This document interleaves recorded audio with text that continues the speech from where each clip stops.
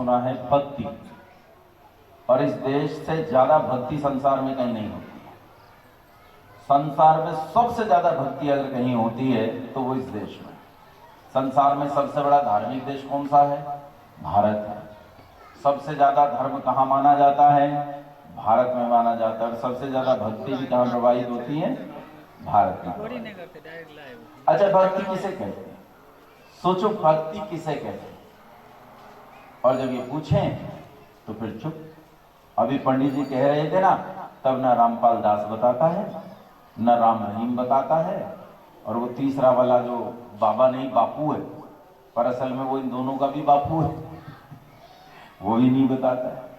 तो भक्ति क्या है ये तो समझ में नहीं आता है, और जब समझ में नहीं आता है फिर जैसी समझ में आते वैसी करते हैं। होता क्या है मैं बताता हूँ। कहानी हमारे यहाँ प्रचलित है, हो सकता है आपके यहाँ भी प्रचलित हो। एक अंधे आदमी का ब्याह कर दिया गया, घर में कोई नहीं था, एक अंधी लड़की से।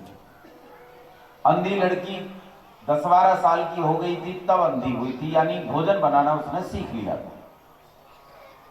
ब्याह होके बहू घर में आई, घर में कोई और तो था ही नहीं, बस यही दो अंधा अंधी। अब ये खाना बनाने लगी। जैसे इसने खाना बनाया, दोनों अंधे थे, देख नहीं सकते थे, कोई कुत्ता या बिल्ली आया और उनका रोटियां उठाकर चला गया। अब बेचारे तो रह गए, बनाई भी रोटियां और रही ना रोटियां।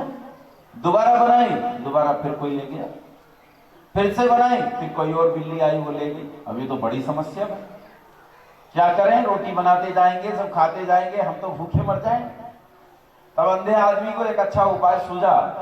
वो घर में एक फटा हुआ बांस पड़ा था, उसे उठा लाया और अंधी से बोला, तू खाना बना और मैं रसोई के दरवाजे पर बैठकर इस बांस को पीटूंगा।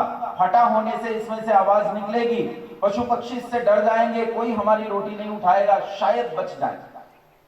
उन्होंने ये किया, उसने खाना बनाया, उसने रोटियां बनाई, इसने बांस पीटा, वाकई उससे आवाज निकली और वाकई पशु पक्षी नहीं आए, उनकी रोटी बन गई, बच गई।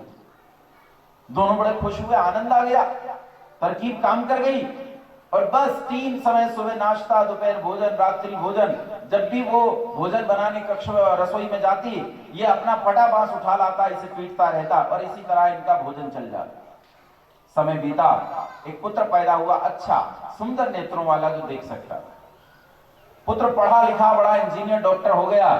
पढ़ लिख कर इसका एक अच्छी सुंदर नेत्रों वाली, देखने वाली कन्या से विवाह हुआ।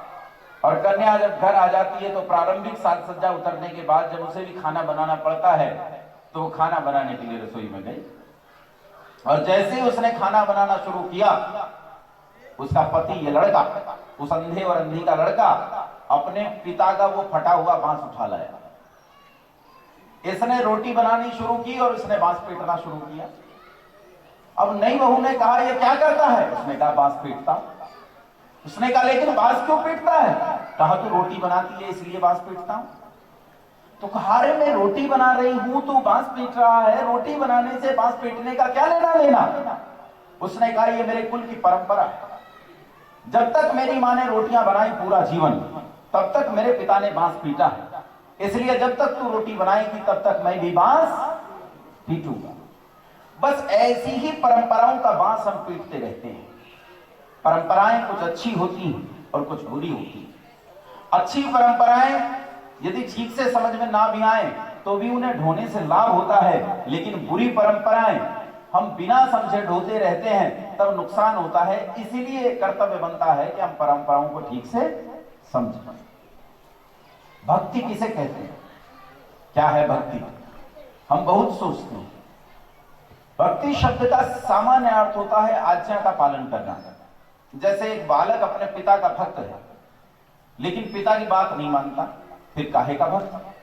पिताजी बीमार हैं, अंदर कक्ष में पड़े हैं, सर्दियों के दिन हैं और कई दिन से धूप नहीं निकली है। आज अचानक धूप निकली तो पिताजी ने बेटे से कहा कि बेटा मेरी चारपाई उठाकर बाहर धूप में डाल दे। बेटा कहता है, पिताजी पांव दबा दूं? पिताजी ने कहा, नहीं, शायद तूने सुना नहीं, मैंने कहा है मेरी चारपाई उठाकर बाहर डाल दे। पुत्र ने कहा, पिताजी हाथ दबा दूं? हाथ? पिता बोला, क्या बात कर रहा है? अरे मैं कह रहा हूं मेरी चारपाई उठाकर बाहर धूप में डाल दे। पुत्र बोला, पिताजी सर दबा दूं? सर? तो पिताजी बोले, गला दबा दे, गला। जो कह रहा हूं वो तो सुन नहीं रहा है और जो नहीं कह रहा हूं उसे किए जा रहा है।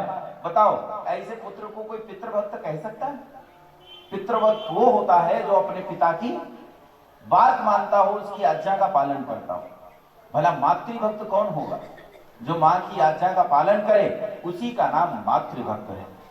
मातृभक्त यह नहीं है कि वो अपनी माता को सामने बैठाकर उसे खूब भोग लगाए, उसके सामने घंटियां बजाए, उस पर धूप दीप नैवेद्य चढ़ाए। वो मातृभक्त कभी नहीं हो सकता। और यदि मां को भोजन दिए बिना ये कार्य कोई करता रहे तो मां डंडा उठा के मारेगी। मां कहेगी तुम मातृभक्त नहीं है, नालायक, भूखा मार रहा है तो मातृहंता है। मातृभक्त हो ही नहीं सकता। मातृभक्त वो जो मां की बात माने, चाहे भूखा रहकर माने, लेकिन बात मां की ही माने। एक 11 साल का लड़का खेलकर भीतर आया, तनिक देर हो गई थी, अभी गुरुकुल में इसका प्रवेश नहीं हुआ था, अभी घर ही किले पर हमला करेंगे। बच्चे भी पेट पर हाथ रख रख कर हंसे, बोले माँ बेटे दोनों ही पागल हो गया। अरे हम छोटे छोटे बच्चे हैं, क्या हम किला जीत सकते हैं? उसने कहा भैया किला तो जीतना पड़ेगा, नहीं तो रोटी नहीं मिलेगी। मित्र चले गए उसकी हंसी करके। इसे बात समझ में नहीं आई कि इन्हें मैं समझा क्यों नहीं पाया। तब ये किसी सिपह सलार के पास गया, एक के पास, दूसरे के पास, तीसरे के पास, चौथे के पास, और अंत में एक ही बात समझ में आ गई। उसने कुछ लोगों को इकट्ठा किया, 70-75 लोगों को लेकर इसने एक छोटा सा दल बना लिया, और रात में लगभग 12 बजे इन्होंने उस किले पर हमला कर दिया। 3:30-4 बजे तक किला जीतकर वापस आया और मां के पैर छूकर बोला कि किला जीता है और रोटी ने भूख लगी है। ऐसा बालक अगर अपनी मां की बात मानकर कैसी भी परिस्थिति में अपनी मां को स्वीकार करके, अपनी मां की बात को स्वीकार करके उसकी आज्ञा का पालन करता है, तो बोलो मातृभक्त होगा कि नहीं होगा? मां के भोग लगाना, नैवेद्य लगाना, मां के सामने घंटी बजाना, फूल चढ़ाना, मालाएं पहनाना, ये मातृभक्ति नहीं है। मातृभक्ति है मां की आज्ञा का पालन करना। श्री राम पितृभक्त थे, मातृभक्त थे, उन्होंने माता पिता की आज्ञा का पालन किया। लक्ष्मण जी अपने भाई के भातृभक्त थे, क्योंकि उन्होंने अपनी भाई की आज्ञा का हमेशा ही पालन किया, और जब उन्होंने आज्ञा तोड़ी तभी नुकसान हुआ। एक आध बार ऐसा है कि उन्होंने आज्ञा का उल्लंघन कर दिया, जैसे मां सीता के कहने पर वो उन्हें छोड़कर चले गए थे। वहां भाई ने कहा था कि तुझे स्थान नहीं छोड़ना है, तो भाई की आज्ञा का पालन नहीं किया। तो भाई की आज्ञा का पालन न करने से भातृभक्त तो नहीं हुए, लेकिन मां जानकी की आज्ञा का पालन करने से मातृभक्त हुए। हालांकि ये भी देखना चाहिए कि आज्ञा हितकारी है या अहितकारी है, ये जानना जरूरी है। ये तो सामान्य अर्थ होता है भक्ति का, लेकिन भक्ति के 3 अंग होते हैं, इनसे मिलकर भक्ति बनती है। जब आपने यज्ञ किया तो प्रारंभ में ही पंडित जी ने, संजय सत्यार्थी जी ने यहां आपको ईश्वर स्तुति करवाई थी। तो इसमें 3 बातें आती हैं, ईश्वर स्तुति, प्रार्थना, उपासना। स्तुति, प्रार्थना और उपासना, इन 3 चीजों को मिलाकर भी भक्ति कहते हैं। ईश्वर भक्त वही होता है जो इन तीनों को अपने जीवन में यथार्थ पालन करता है। पहला समझो, स्तुति किसे कहते हैं? स्तुति कहते हैं गुण कथन करना, किसी चीज के गुणों के बारे में लगातार कहना। कहने से क्या होगा? जब हम गुण कथन करते हैं तो जिस वस्तु का गुण कथन करते हैं, उस गुण कथन को करने से उस वस्तु में हमारी रुचि उत्पन्न होती है। जैसे हम देखते हैं ना, छोटा सा बच्चा होता है, वो पूछता है ये क्या है, वो क्या है, वो क्या है, वो क्या है।